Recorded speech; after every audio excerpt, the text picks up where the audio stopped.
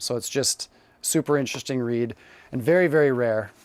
If I had to buy this in hardcover today, it would be probably like $700, and I just probably wouldn't do that, so I'm lucky to have it. James Benesh has about 1,200 hockey books.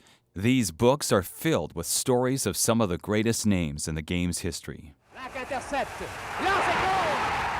There are only 2 other private collections that are known to be larger, but that wasn't his goal. He says his collection was modest, mostly gifts from his family, until he started talking about hockey online and found people like him who study the game's history.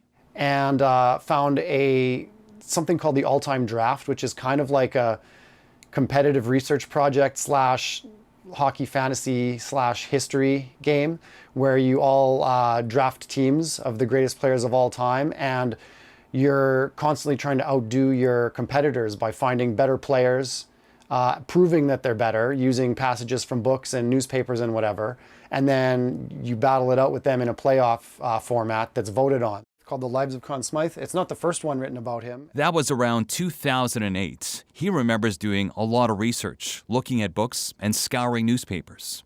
I got into that and became very obsessed with winning that draft and wanting to get as much information together about my players as I could to prove that I had built the best team. And built a library, going into the multiple hundreds at that point, maybe about 300 of my own to 400. Then another collector who served as a gold judge at the Montreal Forum died, and Benesh bought his collection in the estate sale, hundreds of books.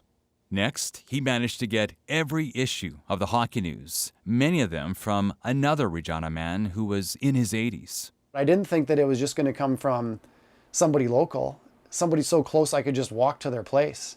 The Hockey News profiled Benesh's collection, then accepted his offer to help with articles that ranked hockey's all-time greatest players. Then had him write articles in an issue about defunct NHL teams.